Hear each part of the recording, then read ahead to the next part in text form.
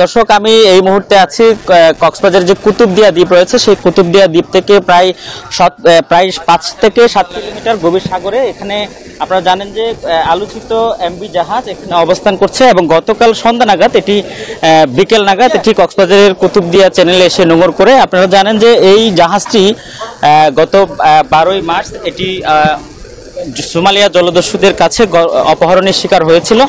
পরে সেটি প্রায় দেন দরবারের পরে এপ্রিলের মাঝামাঝি সময়ে এসে সেটি উদ্ধার করা হয়। সর্বশেষ আরব আমিরাত থেকে চুনাপাথর বোঝাই এই জাহাজটি গতকাল এখানে এসে নোঙর করে। আপনারা জানেন যে এই জাহাজকে ঘিরে সারা দেশে একটা উদ্বেগ বিরাজ করেছিল এবং সারা দেশের মানুষ উৎকণ্ঠায় ছিল। সর্বশেষ আজকে আমরা যেটি দেখতে পাচ্ছি যে এই জাহাজে যারা অবস্থান করছেন তারা বেশ হাসি খুশিতে আছেন, তারা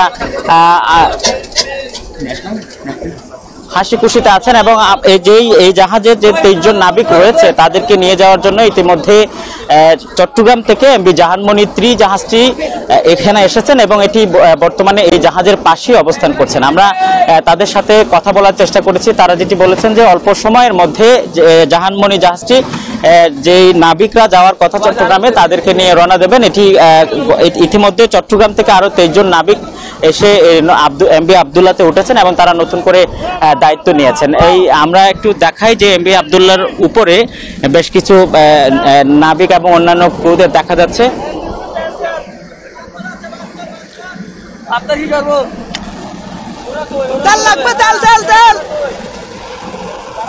এটি আজকে বিকেল নাগাদ এখানে যে 23 জন নাবিক রয়েছে তাদেরকে নিয়ে চট্টগ্রামের সদরঘাটে পৌঁছানোর কথা রয়েছে। পরে সেখানে যে চট্টগ্রাম বন্দরে তাদেরকে সংবর্ধনা দেওয়া হবে এবং তাদেরকে সেখানে পরিবারের কাছে তারা পৌঁছে যাবেন। এটি মূলত আমরা যেটি জানি যে আফ্রিকার মোজাম্বিকের যে মাপুতো বন্দর রয়েছে সেখান থেকে আরব আমিরাত যাওয়ার পথে কয়লার এটি 12ই মার্চ দুপুরে সোমালিয়া জলদস্যুদের কাছে পরবর্তীতে তাদের কাছ থেকে বিশাল আকারের মুক্তিপণ দাবি করা হয় এবং এটি জাহাজ কর্তৃপক্ষ এবং অন্যান্য যেই ইন্স্যুরেন্স কোম্পানি সহ সবাই মিলে দেন দরবারের পর সর্বশেষ এই জাহাজটি আমরা যেটি জানি যে 13ই এপ্রিল এই 23 নাবিক সহ এমভি আবদুল্লাহ মুক্ত হয়। পরে মুক্ত হওয়ার পরে প্রায় 8 দিনের মাথায় গত 21শে এপ্রিল বিকেলে এমভি আবদুল্লাহ জাহাজটি মূলত দুবাইয়ে পৌঁছে এবং সেখান থেকে সেটি পরবর্তীতে চুনা পাথর বোঝাই করার পর এটি আসলে বাংলাদেশের উদ্দেশ্যে রওনা দেয়। সর্বশেষ গতকাল বিকেলে এটি কুতুবদিয়া চ্যানেলে প্রায় আমরা এই মুহূর্তে যে জায়গা স্থান করছে আমরা একটু যদি দেখাই যে এখানে যে জাহাজের যে নাবিক এবং অন্যান্য কর্মচারীরা রয়েছেন তাদেরকে দেখা যাচ্ছে।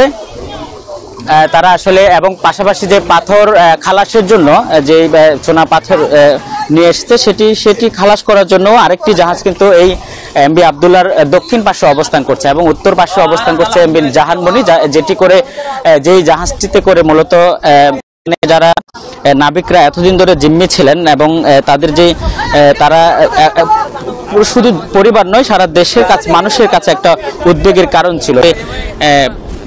চট্টগ্রামের উদ্দেশ্যে রওনা দেব এবং বিকেল নাগাদ হয়তো পরিবারের কাছে তারা পৌঁছে যেতে পারেন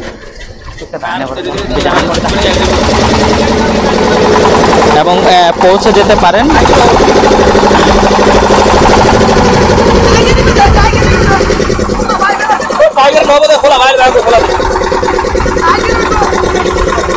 আমরা যেটি জানি যে আরব আমিরাত থেকে যে 56,000 চুনা পাথর নিয়ে এসেছে সেখান থেকে কিছু চুনা পাথর পণ্য এখানে খালাস করা হবে এবং বাকি যে